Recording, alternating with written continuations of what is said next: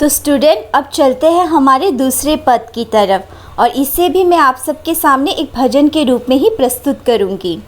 मारे घर आवो सुंदर श्याम, तुम आए बिन सुध नहीं मेरो, पीढ़ी पड़ी जैसे पान, पीढ़ी पड़ी जैसे पान, मारे आशा और ना स्वामी एक तिहाड़ो ध्यान, मीरा के प्रभु वेग मिलो अब, रासो जी मेरो मान, रासो जी मेरो मान। स्टूडेंट, अभी मैं कुछ ऐसे शब्द के अर्थ बताने वाली हूँ जो इस पद में या फिर इन पंक्तियों में दिया गया है। मारे का अर्थ होता है मेरा या फिर मेरे। आवो को हिंदी में हम बोलते हैं आओ। फिर बिन का अर्थ होता है बिना या फिर बगैर। सूद का अर्थ तो मैंने आपको समझा ही दिया था। सूद का अर्थ होता है खबर, होश या फिर चेतना। पीली का अर्थ होता है पीली पड़ जाना। हम कहते हैं ना, अरे ये तो पूरा पीली पड़ गया है, यानी एक तरीके से मुरझा जाना या फिर सूखा हो जाना। ठीक है स्टूडेंट, यहाँ पे जो आशा दिया हुआ है इसे हिंदी में हम कहते हैं आशा और इसका दूसरा अर्थ होता है उम्मीद। और न को यहाँ पे कहा जाता है नहीं या फिर ना। और तिहाड़ों का अर्थ होता है तुम्हारा। और यहाँ पे जो वेग का मतलब है वो है तुरंत, जल्दी या फिर शीघ्र।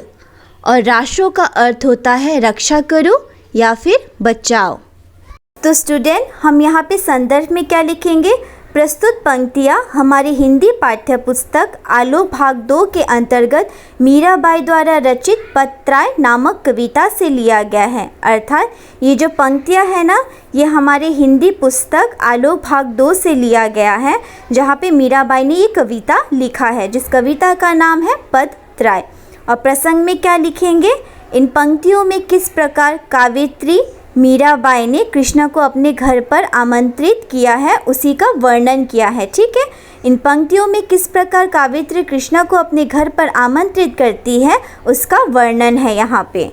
स्टूडेंट, अभी हम इस पद का अर्थ समझते हैं। काव्यत्री यानी मीराबाई कह रही है कि हे सुंदर श्याम प्रभु, तुम मेरे घर आओ। सुंदर श्याम प्रभु का अर्थ है भगवान श्री कृष्ण। हम भगवान श्री कृष्ण को श्याम भी कहते हैं।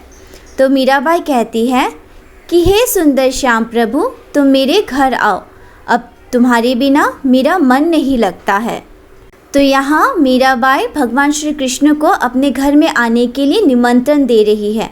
वो भगवान श्री कृष्ण को कह रही है कि हे प्रभु, तुम मेरे घर आओ, अब तुम्हारे बिना मेरा मन नहीं लगता है।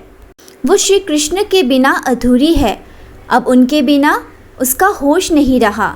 अर्थात जो मीराबाई है ना, वो भगवान श्री कृष्ण के बिना अधूरी है और उनके बिना उनका कोई होश, कोई खबर नहीं रहा। उनके बिना वो पके पान की तरह पीली पड़ गई है। तो बच्चों, यहाँ पे क्या समझाया गया है कि भगवान श्री कृष्ण के बिना मीराबाई की हालत एक पीली पान की तरह हो गई है। जैसे पान का पत्ता है ना, जब पक जाता है तो वो कौन से रंग का हो जाता है? पीला रंग का हो जाता है ना। तो मीराबाई की भी हालत वैसे हो गई है। अब तो बस कृष्णा के प्रति उनका ध्यान है और दूसरा कोई नहीं। यानी मीराबाई का जो ध्यान है वो सिर्फ भगवान कृष्ण के ऊपर ही है। इसीलिए काव्यत्री चाहती है कि वो जल्द से जल्द आकर उनसे मिले और उसका लाज रखे। तो इससे हमने क्या समझा कि मीराबाई चाहती है कि जितना जल्दी हो सके भगवान श्री कृष्ण मीराबाई से आकर मिले और सबके सामने उनका लाज रखे। तो इस पद में यही बताया गया है कि किस तरह मीराबाई भगवान श्री कृष्ण को मिलने के लिए अपने घर बुलाती है, श्री कृष्ण को अपने घर आने के लिए निमंत्रण देती है। यही यहाँ पे वर्णन किया गया है।